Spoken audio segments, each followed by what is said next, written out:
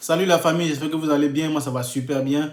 Bienvenue sur ma chaîne dédiée à la procédure Campus France. Voilà, donc si jamais vous êtes intéressé par mon contenu, n'hésitez pas à vous abonner, à liker la vidéo, à commenter et à partager, ça va me faire énormément plaisir. J'ai eu un commentaire auquel je vais essayer de répondre. Je pense que cette réponse va plus ou moins aider aussi tous les autres qui font la procédure. Donc il y a un abonné qui m'a demandé c'est quoi la suite en fait quand on reçoit les réponses de différentes universités, c'est-à-dire des acceptations en fait de différentes universités en fait. Cela revient à dire, par exemple, tu as postulé dans cette université. Imaginons que tu as 5 réponses positives, donc 5 acceptations. Qu'est-ce qu'il faut faire en fait dans ce cas de figure? Bien évidemment, dans ce cas de figure, tu ne peux pas venir en France et choisir en fait l'université que tu veux. C'est pas possible parce que ton choix doit se faire depuis la Côte d'Ivoire parce que c'est avec ton choix qu'on te délivrera plus ou moins un document pour dire bah tu vas pour étudier dans telle université. C'est aussi avec ton choix essayer déjà de chercher à trouver un logement. Parce que si tu as 5 acceptations, que tu dis, bon, tu as 5 acceptations, donc quand tu arrives en France, tu as le choix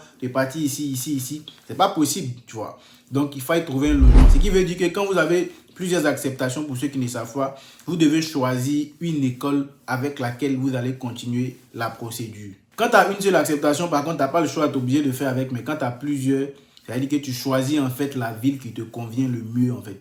Et tu continues ta procédure avec cette université. C'est comme ça que ça marche. Du coup, le conseil que moi je peux vous donner pour ceux qui ont plusieurs ou qui auront plusieurs acceptations, qui seront confrontés plus ou moins à faire un choix. Dès que vous avez des acceptations dans différentes villes, essayez déjà de commencer à chercher en fait le logement dans ces différentes villes-là. Là où vous voyez que c'est plus facile, ça sera plus facile pour vous en fait de trouver le logement, vous validez en fait cette ville en fait. Parce que ça sert à rien de valider une ville et de galérer pour trouver un logement parce que les gars, je ne vais pas vous mentir, le logement c'est une étape clé, c'est une étape très difficile en fait. C'est-à-dire même pour ceux qui n'ont pas de garant même, qui font la procédure, c'est facile même de trouver un garant plutôt que de trouver un logement. Parce que c'est chaud. Et le logement, c'est obligé de le trouver en fait dans la ville où tu t'en vas. Par contre, ton garant, il peut être partout, n'importe où dans le monde, vous voyez. Le plus important, c'est qu'il respecte en fait les conditions. Mais le logement, il n'y a pas question de dire non, j'ai une acceptation à Marseille, mais comme j'ai ma tante à Paris, je vais rester à Paris en attendant. Il n'y a pas ça en fait. Il faut trouver absolument le logement